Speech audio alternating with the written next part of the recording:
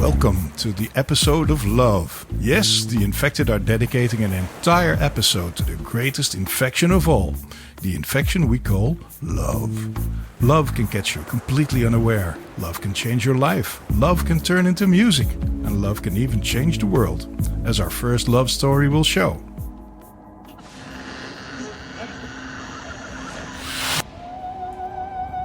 In 1962, a teacher married, became a mother, and led a completely unremarkable life. Until she met another man.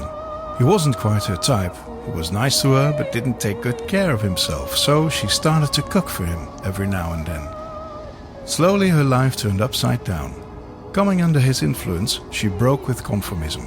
She left her job as a teacher, she left her husband and her home, and followed her lover to lead a bohemian life in London. The year was 1971. She made her first fashion statement by getting a white, spiky haircut. He had the idea of opening a shop in rock and roll clothing. Because the original 50s clothing was hard to find, she took place behind the sewing machine herself. She began putting her own stamp on the shop more and more. The 50s fashion was replaced by her own contemporary, sparkling and provocative clothing. Her t-shirts with slogans against authority and consumerism proved a success among London's rebellious youth. He took the concept even further by renaming the shop Sex a year later. She designed her clothes using torn clothing, safety pins and bicycle chains. He suggested her to add bondage and S&M elements to the style. Around their store, a unique subculture formed. Their friends and models were the Sex Pistols, Susie Sue, Adam Ant and Chrissie Hynde. She became one of the world's most famous fashion designers, and he became a music producer and an artist. Together, they would unchain a revolution in culture and music. This is the story of Vivienne Westwood and Malcolm McLaren.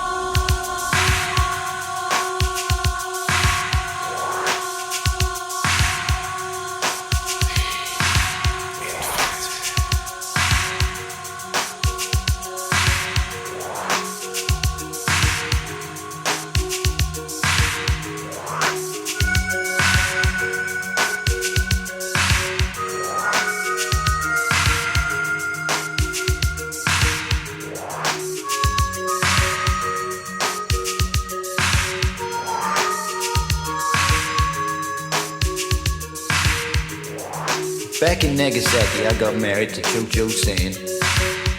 That was her name in those days, when I was her man. I've gone back to visit her, but she got a problem. She got a little Cho-Cho. Cho-Cho San was her name, and Mr. Taylor Woke. Take it away, Cho-Cho.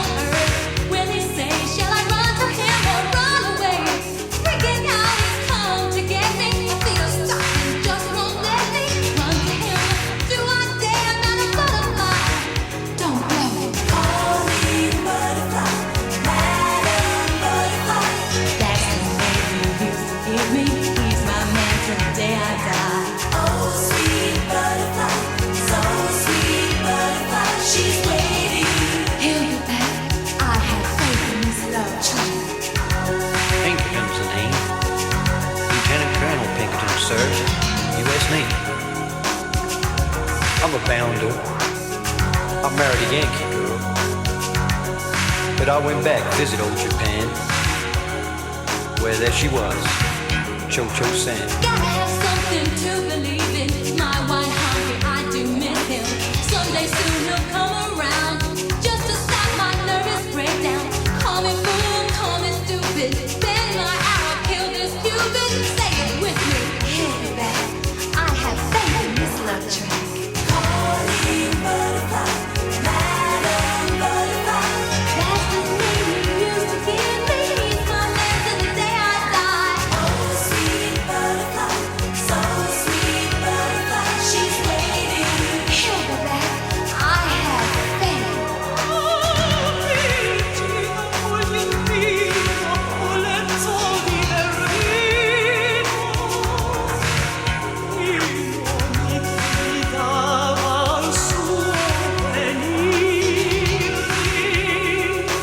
Cho-Cho-San, my little wife, my sweet butterfly. That's the name I'll give you when I return.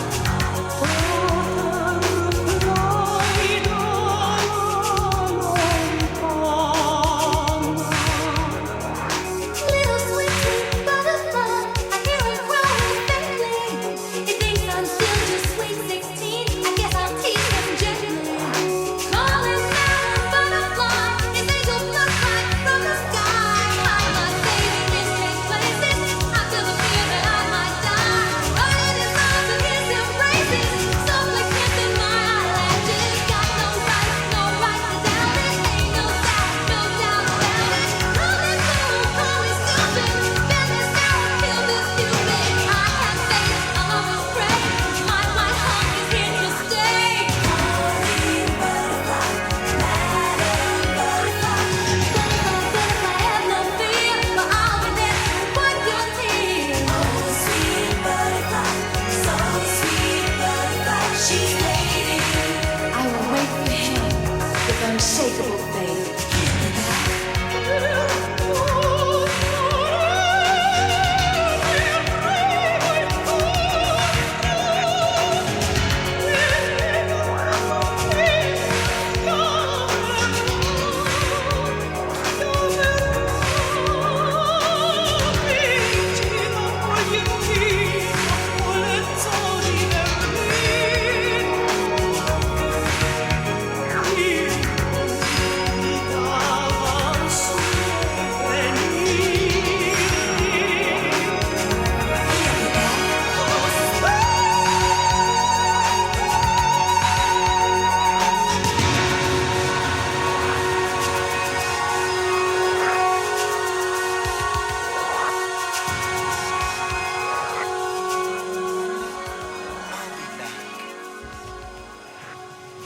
So, Goof, what did you think of Madam Butterfly? Well, this is pure magic. I don't know where to start. It's just pure emotion. I can analyze it all I want all day long, but I'm not even listening to what the lyrics are, but it's just so big sounding. It's opera, but then in a digital way of some kind. Man, this is a long-time favorite, and I'm glad to hear it now on our show. Finally. Yeah, this is a song that I lost for a while, and every now and then it happens that you find a song that you forgot about, and you find it back, and you go, oh wow, and you get goosebumps all over again when you hear it. Yeah. And that happened to me Goosebumps is the right word, my friend. Yeah. Definitely, Yeah. definitely. Yeah, happened to me with this song. Take it away, Jojo. And then she comes in with her beautiful angelic voice, and you hear that beautiful synthesized melody in the background. It's just, it takes you away. 6 minutes and 30 seconds. I could listen to this probably for 24 hours in one stretch and still not get bored, but for real. Yeah. This is Yeah. great. And I also liked picking this one because of the love story, obviously, of Malcolm McLaren and Vivienne Westwood, but also because it just shows the very wide range of artistry that they had, right? It's not just God Save the Queen and Anarchy in the UK. There's a very, very wide range of creativity that's come out of this couple. And even 45 years later, the torn up jeans that she came up with are still in fashion. You can still buy them in the stores, right? The influence is hard to overestimate. It is, and it's a very layered, very deep track. That's something that you would expect out of people that have been doing this for a really long time with a lot of talent, this kind of value. Yeah. What made you select this track? What made you think about this track after all this time? You just mentioned you forgot about it, but made you think about this? Actually, we were going to do this episode about love, and I was thinking of the theme, and all of a sudden this song popped up in my mind, and I hadn't heard it for at least 10 years. And I thought, oh wow, that's a great song. And then I thought, okay, the love story of Malcolm and Vivian is a pretty good one as well. And I wanted to find out how that worked exactly and how that started. So I did some research, and that's how I ended up with this. And happy to hear that you're also a fan. This station is now the ultimate power in the universe. The infected. So Jeroen, I will take our listeners and you a couple of decades ahead. 2012, I'm talking about another love couple, and it's Innergaze and Aurora Halal, that's her name. So we're constantly discovering new music on this podcast, and a good example is the band Innergaze. It's a musical collaboration between Steve Summers and his girlfriend Aurora, and the couple have released 2 albums. The latest one is from 2012 called Mutual Dreaming. So they started off making sexy disco tracks, a bit of house music actually, but on the album Mutual Dreaming they mix modern electronic sounds with beats and a lot of 80s vibes, and that's where we come in, right? The entire album has a classic Chicago house vibe to it, and that Chicago house vibe must be because of the drum computer that they use, the dominance of the Roland TR-707 drum machine, also called the poor man's 909. So it's a drum machine that has basically only samples of 8-bit. The crash and ride samples are even 6-bit. The 909 drum computer has almost only analog sounds, apart from also 6-bit samples of the hi-hats and the cymbals. The 707 was not really discovered at the time, and the 909 was so expensive in the 90s when people started to create house music that producers that didn't have a lot of funding went to the 707. Hence, the poor man's 909. Anyway, back to the album. There's really not one specific genre that it fits into, and we say that a lot over the last couple of episodes, but also that's what makes this music so interesting and fresh. The tracks are evolving, and that must be the outcome of some intense jam sessions between the two lovers. Each track offers something unique, I think. The vocal effects on tracks like In Your Gaze, we're about to play that one, bring a nice and spacey vibe to it. It's all on Spotify as well. These guys, or girl and guy, don't waste too much time on the introductions, and within 30 seconds all the tracks are on their way basically. So it's music that you can enjoy on a quick joyride along the Dutch coast or any coastline, or in the middle of the night on a empty beach gazing at the stars. It's quite interesting. So the album, it's only about 30 minutes long, 8 tracks. This is In Your Gaze from the lovers duo that is Innergaze.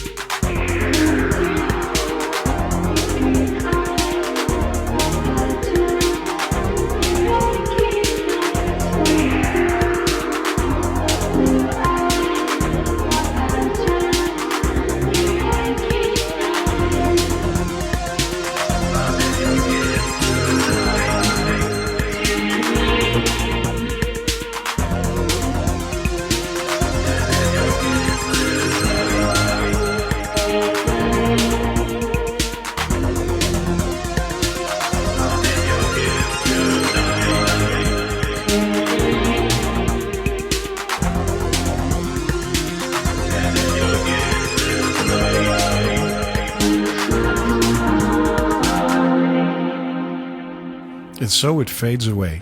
Yeah, it does. This is a really nice track. I never heard of these guys, or this guy and this girl. Me neither. Me neither. Until a couple weeks ago. Yeah. And it's really original because it has this sort of electro breakbeat feel, Yeah. and yet it takes a turn to the dark side, specifically around the 4-minute mark. It sort of weirds out in a really nice way. I love the vocoder on the vocals. Yeah. Very nice atmospheric track. And just when you think they're building up some tension, you get these little light melodies, really high. Yeah, really lovely track. Really enjoyed it. Yeah, got it. Got it. It has a certain energy. That's because of that breakbeat sound, the drums that you just mentioned. But it's dreamy at the same time, and it's also quite hard to find recent examples of great use of a vocoder. It usually sounds like cliché, but I think these guys did a really good job to give it a good place in the song. Yeah, I think so too. And I have, there's a cliffhanger. The last song we'll play on this show is another example of a couple of lovers who use the vocal effects very, very nicely. A bit in the same sort of atmosphere. Looking forward to it. Okay, sounds good. Yeah, you'll just have to wait a little bit. We have some more good stuff coming up before we get there. So how did you come across Innergaze? Man, I can't even remember. That's a good question. It's been in one of my playlists, and I think I found out about it through some online radio station or something, or some suggestions on Spotify. I can't really remember. It's also not that fresh. It's from 2012, so it's almost 9 years old. Sounds very fresh to this day, but Yeah. I can't remember. Well, could have been this year's production. Yeah. And we're having a lover special this week, and this was the third track, the last track I selected, and by... well, kind of a coincidence, they turned out to be a couple. Yeah. So that was an easy pick. Yeah. But that's not the reason. The song is just great. Yeah. So that's why we picked it out. Actually, that's the way it worked. You said I have 3 great songs, and they turn out to be songs by lovers, each and every one of them. And then I had a challenge of trying to complete the set and coming up with another 3. Yes. But I found another story. A story about a drummer. Yeah. A drummer who had some recording success with 2 separate bands in the 70s.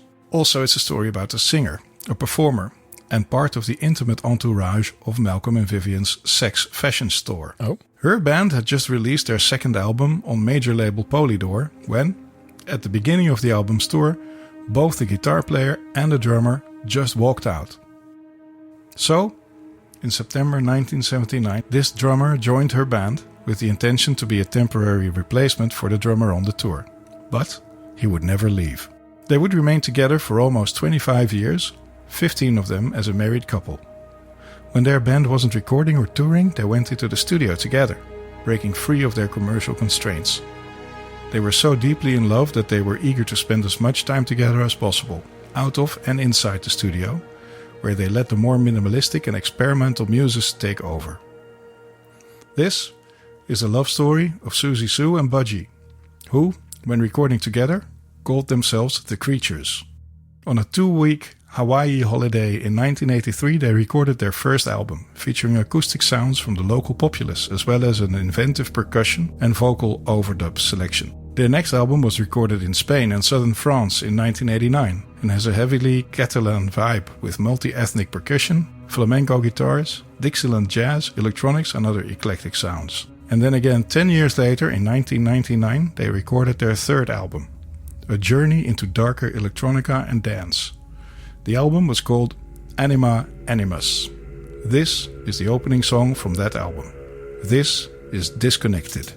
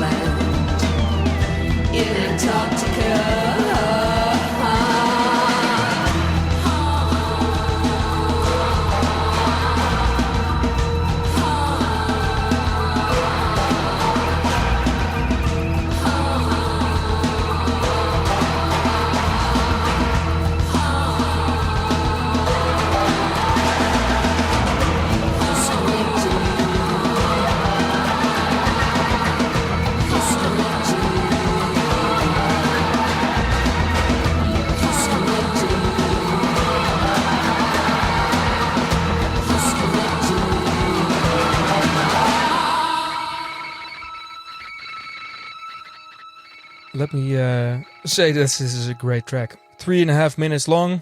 Power, it's drums, there's some bass going on. You got the powerful voice of Susie. It's a really, really great track. Never heard this one.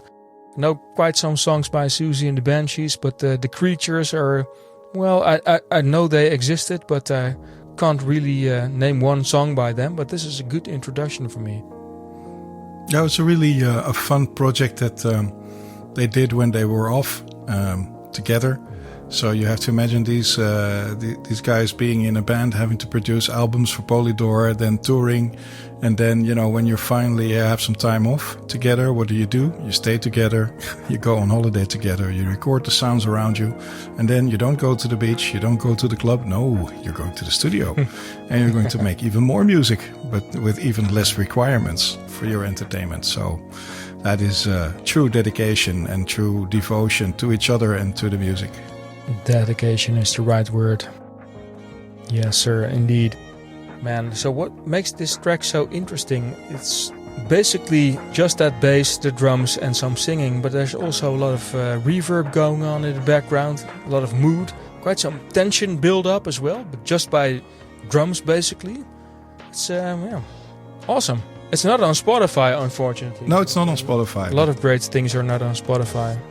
Yeah, and people can find the track on our website too if they're looking for it. But there's different versions of it on YouTube as well. And all the musical instruments were played by Budgie. And what he does very cleverly, being a drummer, is that he uses all kinds of percussion to bring in little melodies into the rhythm. And that's why you don't really miss guitars all that much or synthesizers. Yeah. This is one of the later albums, 1999, so the production is very nice as well. Because they could afford a decent studio by then, obviously. Can imagine. Sounds great. Thank you. The Infected. So I'm gonna take it to the Netherlands, dear listeners and Jeroen. I'm talking about Nine Circles, the next band we're gonna play.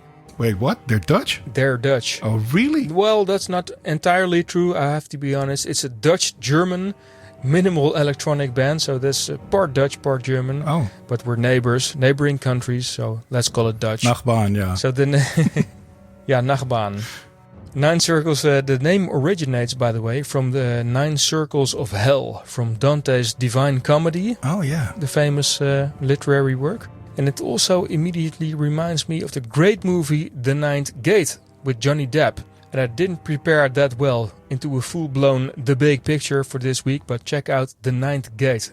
Anyway, Nine Circles, the band, they were founded in 1980 in Amsterdam by Lydia Fiala, that's her name, and also Peter van Garderen, the other member of the band. They were lovers, and Peter already played in a band. Lydia wrote poems and lyrics since she was 15 years old, basically, I found out. Oh, wow. Yeah. And back in the 80s in the Netherlands, we had a radio show that allowed new wave bands to become more well known. So bands could send in their demo tapes, and some of them got the possibility to play live in the radio and to release their songs also on a compilation LP by that same radio station. That was actually a public broadcaster, so like the BBC, but then we had the same thing in the Netherlands. And Nine Circles got the live radio deal and the possibility to be on the LP. In the meantime, Peter and Lydia became a couple, and within 2 years, after getting to know each other and recording some songs, they composed 60 songs together in 2 years only. Yeah, Whoa. quite a productive couple. I'm wondering how many children they had. They had 60 songs, but anyway. In 1982, the relationship broke up, and also the band broke up. Later, Lydia lived in another relationship and took care of her new partner and kids. She put away the music. She still kept writing poems and lyrics though. That might have been it for Nine Circles, if Lydia's son Patrick hadn't searched for her name on the internet and discovered that the band's history and also still had a really big fan base and interest. So he told his mother about this, and Lydia began the project again in 2010. Minus Peter, that is, because they split up. He didn't want to be a part of it anymore, but he did send her all the old recordings and demos that they made together, all those 60 songs. And Lydia found a new collaborator in Pers Anders Kurenbach. Some years later, a new album called Alice was released. So thanks to her son, she found out that their fan base was very much alive and kicking. People were really eager to hear new work. The song we're about to play right now is actually mixed by Jeroen, and he did a really kick-ass job, as you will soon hear. So we're gonna mix in this one with the next track. This is a 2014 track by Nine Circles called Mercy.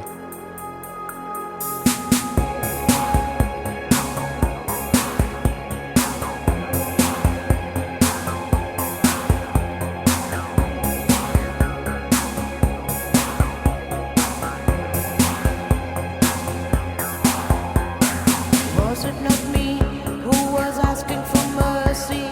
Mercy for things that happened in the past. Was it not me who was dreaming of a future?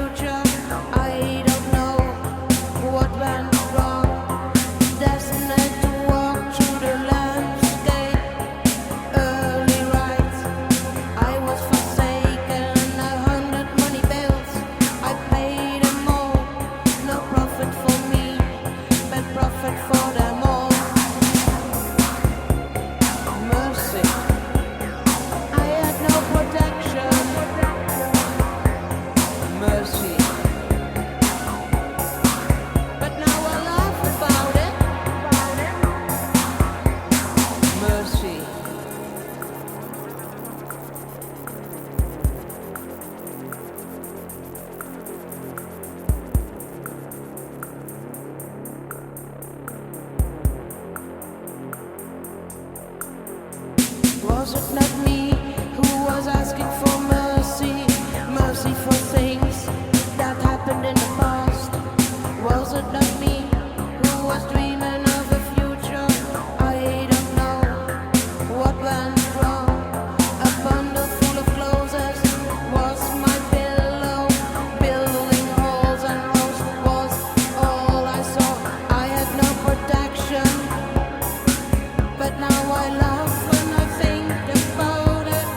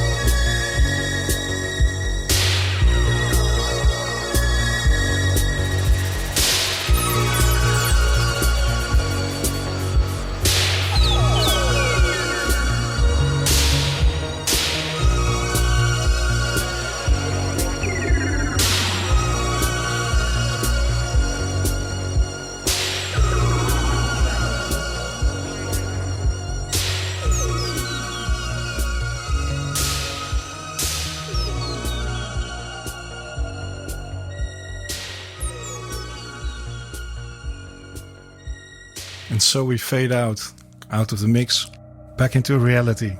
I really like these two songs, and I also immediately felt the need to connect them somehow, because there's a similarity which crosses, I don't know, 10, 15 years in time. Yep. I think the connection is space. And I don't just mean the space sounds, but also the fact that both of these tracks really take their time and give room and space to individual sounds. And Yeah, I like that. they're really dreamy and they take you away, but it's all very open and atmospheric. And I just really, really like them. Yeah, it's not rushed. It's not forced. I get what you're saying, man. Yeah. So that, by the way, that transition is perfect. It's spot on. Again. Thanks. Right. What did you use to mix this, Jeroen? Kind of software, or tell us more? I have some software. Yeah, basically, I've been doing mixes for fun for 15 years. And 15 years ago, I used some software called Mixmeister, which has been discontinued for a long time. Don't think it was ever very successful. Whenever I fire it up, I get like a million error messages, and then it still works. And every time I'm happy. Cool. I don't want to learn to use a new tool, because this one suits me just perfectly. It's a Mixmeister mix. Easy to do when you have music that really fits together this well. Talking about mixes and the mix that you made, we also have a listener. Yes, Dieter. From Belgium, right? Dieter. Dieter is awesome. Yes, he is. Dieter, you're a hero. Okay, sorry. Sorry for interrupting you. No, he did a really nice custom mix for the Infected. He put it up on SoundCloud, and we're going to share it on our website as well. He's got great taste, this man.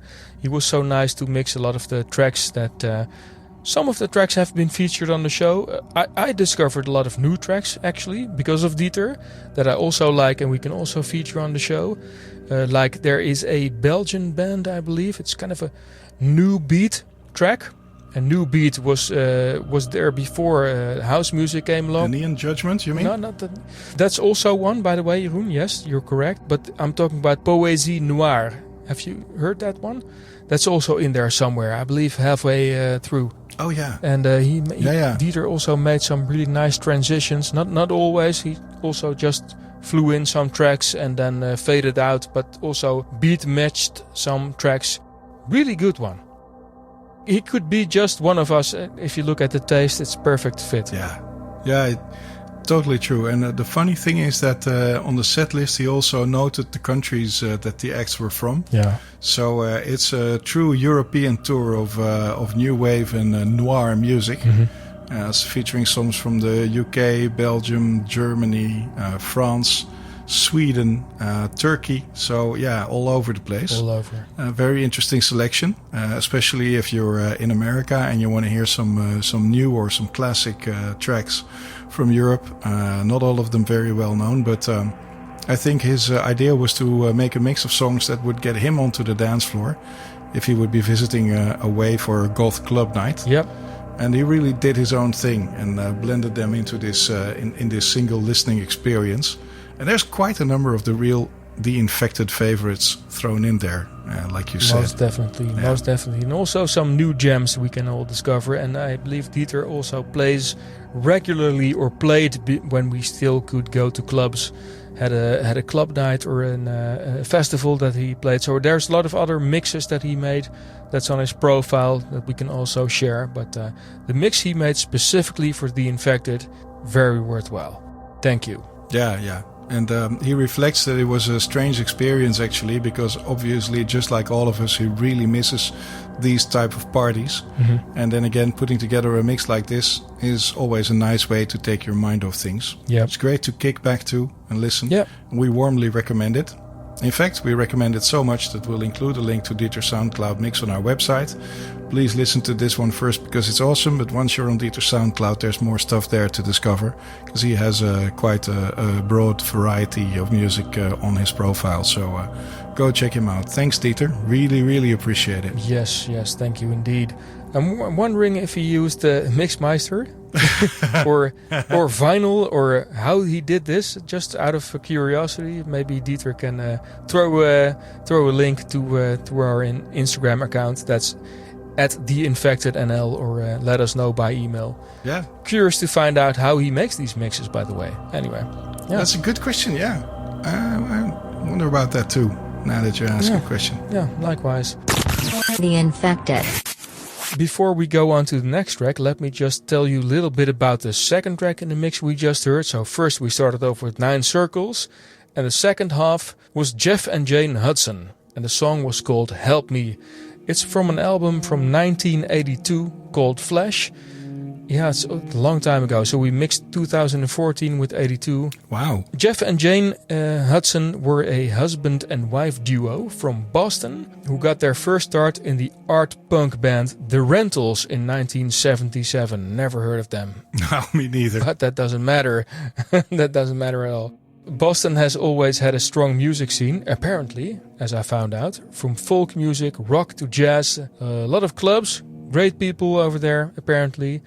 And the first American show from The Clash was also in Boston.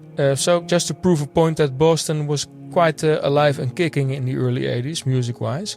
And Jeff and Jane Hudson even opened for The Clash at the time when they were still active in The Rentals. Oh, wow. And at the time, the London to Boston flights were quite cheap. So they got a first look at a lot of European bands in Boston, like Gary Newman, U2, Front 242, also from Belgium, Dieter, and many other bands. They just could fly really cheaply to the US. That's what I found out. So they performed there in Boston. And after the end of The Rentals, Jeff and Jane went on to the electronic synthesized route. So they were looking for a new sound, new textures. Jeff did most of the drum programming and Jane did most of the melody lines, and they were both singing. They both played the guitar, and their first single together was released in late 1980. So their vocals are quite distinct. You cannot hear any vocals in the track we just heard, but Jeff sounds a bit shaky, a bit troubled, a bit heavy, and Jane's vocals sound more detached, more cold. If you listen to more of the Flash album, it's entirely available on Spotify. Lucky us, the duo, they reached their pinnacle with this album called Flash. It is one of the United States' biggest achievements in the entire synth movement of the 80s, because we've talked about a lot of bands from Britain, from Manchester, from London, from Europe basically, but Jeff and Jane were the American voice of that time. They recorded the album over a couple of months using a 4-track recorder, quite punk indeed, and a 808 drum machine. So in this episode we covered the 707 drum machine, the 909, and now also the famous 808. They also had 2 synthesizers, a guitar and a microphone. No pressure, and had complete control over everything. They just did everything themselves. And if you look on Discogs, that's the biggest where you can look up all the music that's ever been put out basically, and also buy it on CD or vinyl. You can see that the original copies of the Flash album are heavily coveted by collectors. They're very pricey. In 1985 the band stopped performing and recording, so Jeff started to direct music videos, so video killed the radio star.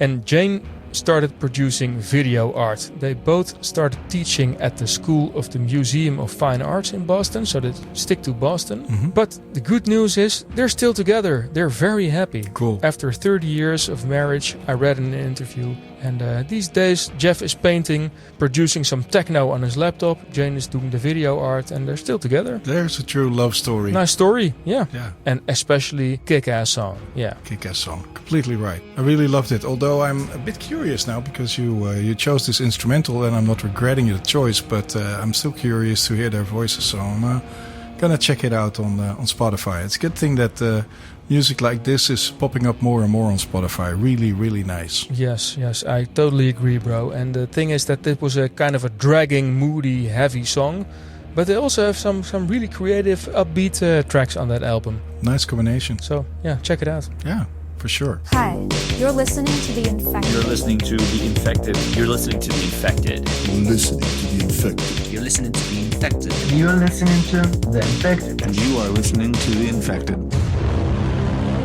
Okay, moving on. Yes. We're going to an island, Goof. Oh, are we? Yeah, but I guess it's dangerous because it's called Deception Island. Ooh. So this is new work from 2020. Some fresh stuff. NNHMN, or Non-Human, are a duo behind the dark electronic music formation NNHMN, Okay. from Berlin. Got it. They describe themselves as a self-transforming creatures speaking in a colored language. Yeah, so the track that first caught my attention was Deception Island, the title track of a set of 2 separately released EPs called Deception Island 1 and Deception Island 2 that now finally form a single album CD. Previously, life circumstances forced them to release Deception Island split into 2 EPs in July and November of 2020. Damn. And we were lucky enough to be able to do an interview with the couple behind it all, Nice. which you can find on our website in its entirety. But now that Non-Human has finally housed the 10 songs in a proper album format together, it is exactly the right time to spotlight this beautiful selection of dark tracks. The album is a night-infused, synth-driven production, tapping into a wide range of moods, but certainly Deception Island has no shortage of hard-hitting tracks, quite a few of which have dance floor potential. Let's listen to the title track, Deception Island.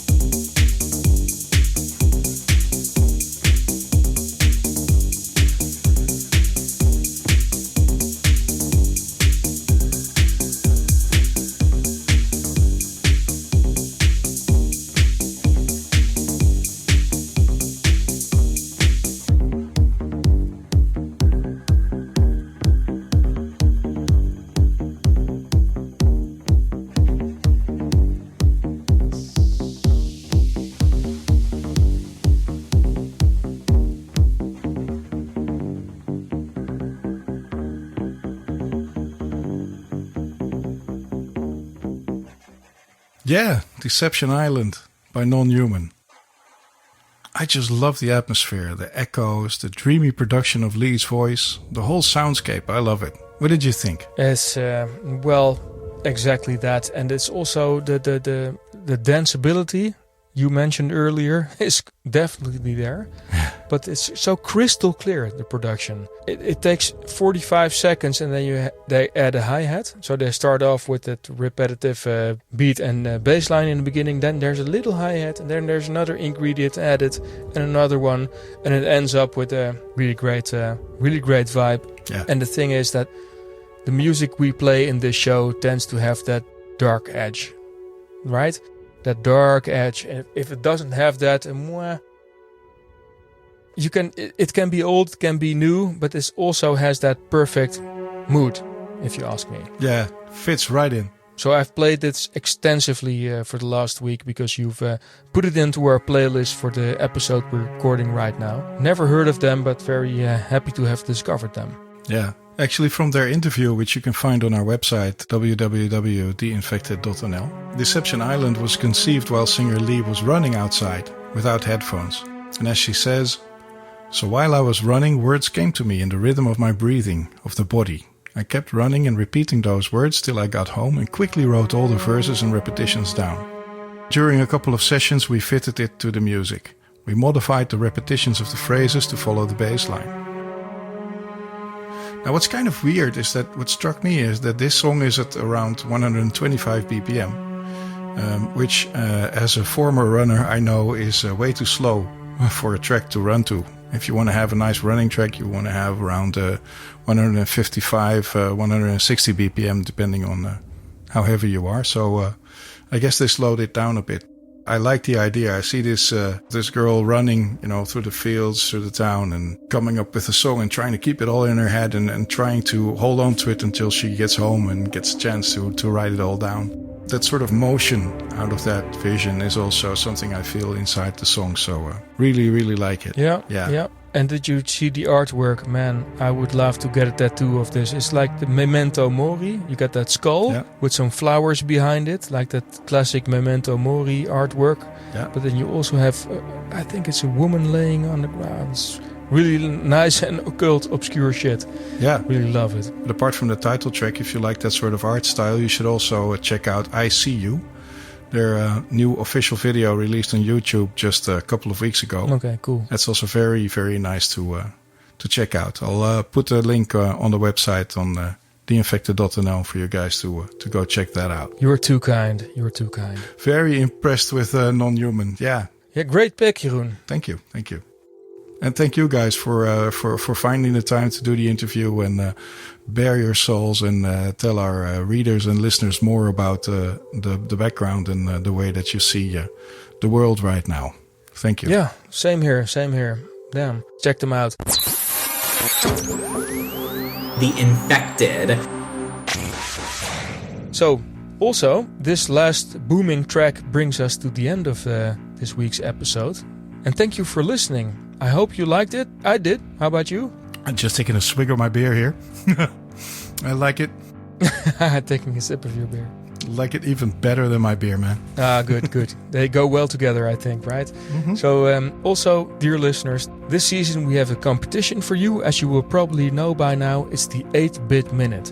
So hang on till the end for a chance to win free merchandise. As always, our show notes and playlists of all the music we discussed are to be found on our website in handy links. You can also subscribe to the podcast right there. So please visit our website at theinfected.nl. Or you can use the site to get in touch. Come say hi, suggest a track, or like Dieter, submit an entire mix. Even better. Yeah, everybody just submit mixes. Yeah. We love that. 8-Bit Minute. 8-Bit Minute. 8-Bit Minute. On to the competition. If you can recognize the artist and track, send us a message through the website. And at the end of the season, the best listener wins a luxury back-printed The Infected t-shirt. This is this episode's 8-bit track. Good night, creatures of the dark. We'll meet again.